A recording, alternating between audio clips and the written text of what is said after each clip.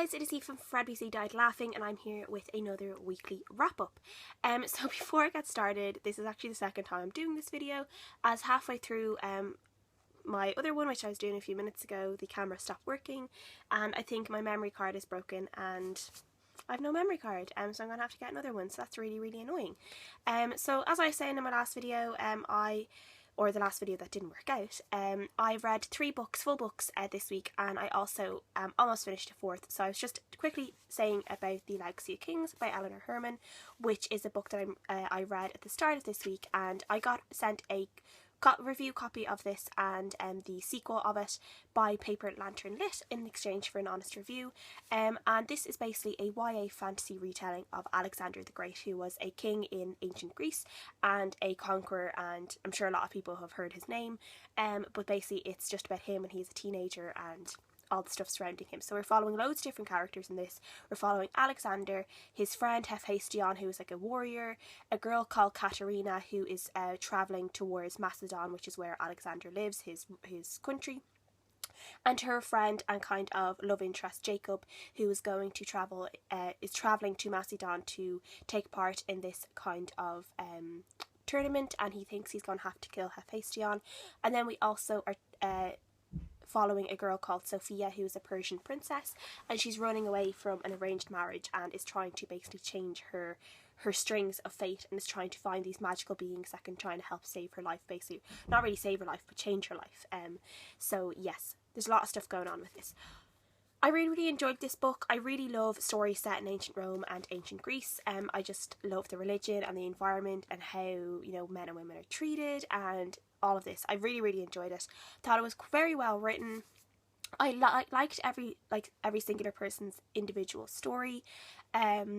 I really liked Kat's and Alexander's probably the best, though I felt Hephaestion was a really interesting story to follow as well, because there's like this side plot where there is Alexander's half-sister is trying to break his loyalty to Alexander, and you see her try and do that and try and kind of meddle her way in between the two of them and start saying things, and he starts doubting his friendship with Alexander, and it's almost like the author is trying to make him out to be a villain, but I think deep down Hephaestion is actually a really good guy, so it's not working out so well, and I just really enjoyed following his story for that.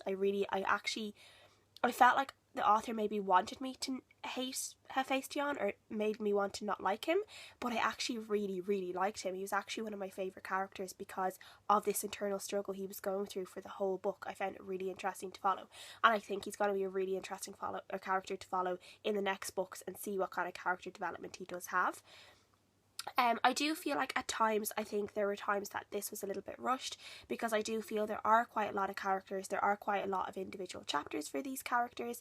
Every chapter is a different character's point of view, and they're all going through different things at the same time. So I think at times there's probably just too much going on, and I just felt like some of the characters didn't get the attention they probably deserved. I feel like we could have had a lot more time with Sophia and a lot more time with Jacob. Jacob sometimes felt very, very flat as a character because he wasn't given the attention he deserved, and he kind of almost felt like a sideline character, and it was almost like, well, why does he even have chapters, like, if we're not really going to follow him that much?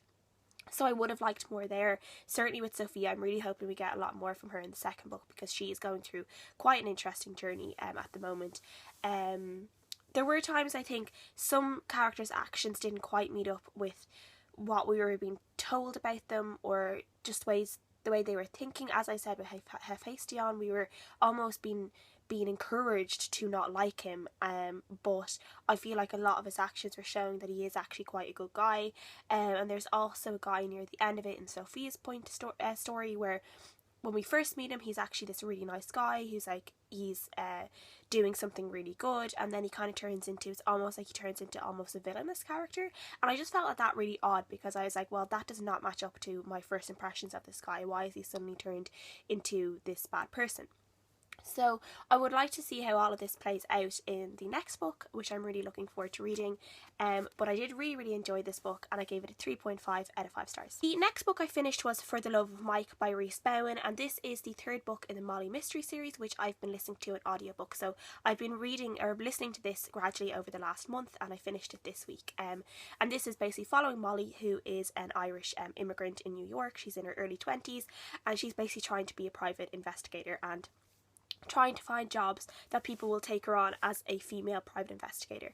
And I really enjoy this one. I gave this one 4 out of 5 stars because we have a few different storylines going on with this. We have 2 different jobs that Molly has been employed to do. One is to find a daughter of this rich kind of English not sure if he's a lord or just an English landowner from Ireland, and she's run away with the Irish servant, and her dad is trying to find her in New York. And then she's also employed to go undercover in this garment factory to try and figure out who is stealing the designs of the factory owner and bringing them to his rival, who, you know, in ahead of the Christmas season. So we're seeing a few different things. We're seeing Molly getting mixed up with like the police force again, and she's always getting in trouble with them. She always ends up finding herself in trouble. We see for the first time, I think, we see the troubles she would have as a private investigator being a woman. At the very start of the book, she is basically arrested for being a prostitute because she happens to be out late at night, and they just presume that she's a prostitute. And it just goes to show that, like, even though she's not even dressed the way a prostitute would have been dressed, just because she's a woman, they think that she's loitering around, you know, looking for men. So you see the kind of troubles that she has there. We also got to see basically the inside of what it would have been like for a lot of immigrant women working in these factories, the very bad conditions they had to go through.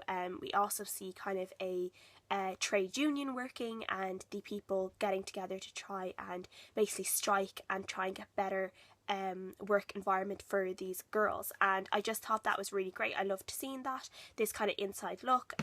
This book, even though it's following an Irish girl, like, it's so full of different cultures and religions, like a lot of Yiddish people. There's so many different like cultures in this, and Molly definitely, like, you know, mixes with so many different people, and I really enjoy that. And I really love the narrator of these books as well, Lara Hutchinson. And it makes me sad because I started reading the next one, the 4th one, and the narrator is completely different, and it's completely thrown me off from the story because I've listened to 3 books with Lara doing Molly's voice, and now suddenly Molly's voice is different, and I really hate it. But she was doing a really good job, and she was doing all the accents and stuff really well. So yes, I did really enjoy this one. It really kept me on my toes, trying to figure out, like, obviously Molly ends up getting mixed up in some sort of murder, like she always does, and she has to try and solve it. And yeah, she is just one of these really vivacious, funny characters to follow, and I really enjoy following her stories, and I really enjoy listening to these books.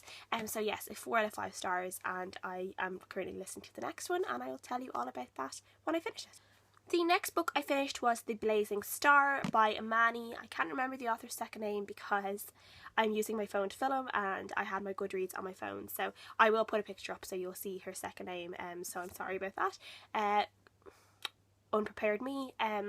But this is about a girl called Portia and her twin sister Alexandra, and Portia always feels a little bit overshadowed by Alexandra because Alexandra's like really smart, one of these people that does all these kind of decathlons and stuff in school, and basically wins a lot of prizes and stuff, and Portia always feels like she is in Alexandra's shadow. So basically something really weird happens one day, and Portia ends up being transported to ancient Egypt, and she has...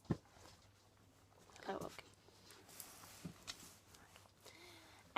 She's transported to ancient Egypt, and she ends up finding out that she has these magical powers, and she has to figure out a way to get herself and her sister and a friend of theirs who have also all been transported to ancient Egypt home, and they have to try and figure out what's going on and why they even ended up being transported there in the first place. I really enjoyed this one. It's a really fast read. I felt like there was a really good... There was a lot of character development in this one, particularly for Portia. Not so much for her sister. I didn't actually really like her sister, but I really did enjoy Portia, and I really felt like I watched her grow in the book from the start to the finish. She really became a more mature, confident person, and she really became like she really kind of began believing in herself, because she did have so much issues with self-belief and self-doubt, and she really began to believe in herself that she could do certain things, and she became a much stronger person.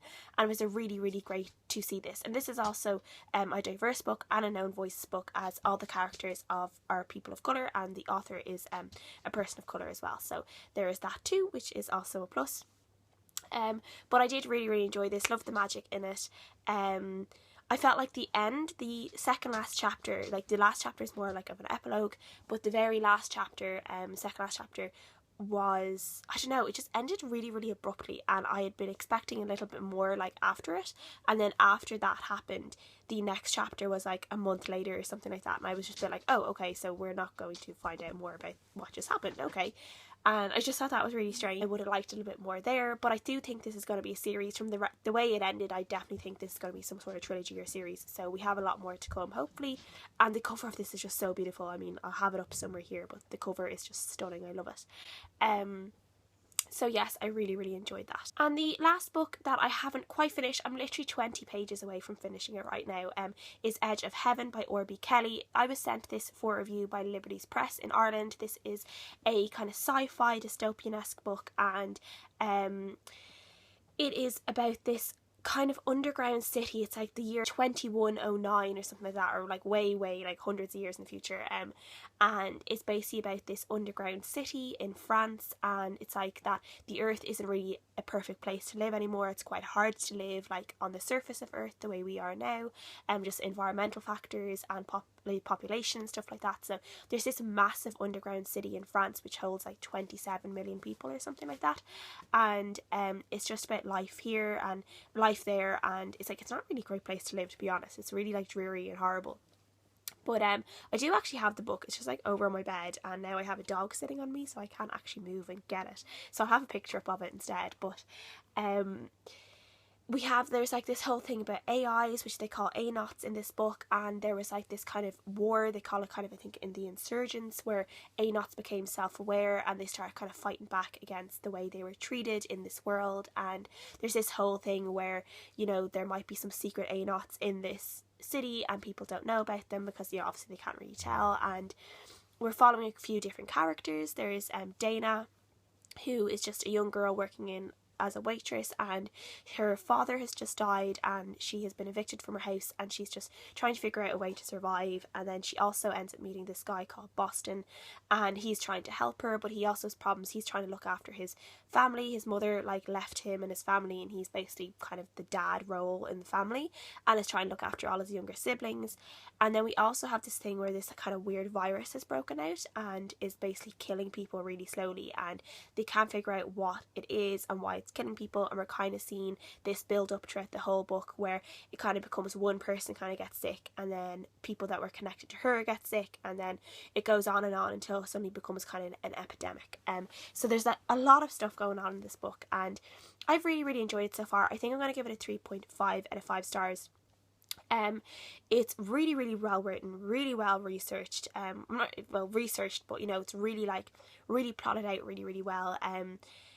It's just the whole idea of this city and how it works and the history. Like at the end of each chapter, there's like excerpts of like, you know, documents and reports and books about like what happened with ANOTs when they became self-aware, and it's almost like, you know, there's all these like historical things like given into this book, and it's just incredible that the author was able to do this, because it's like there's so much in it, and she really, really thought it out really well, and I'm just like in awe with the writing at the moment in it, because it is really, really great.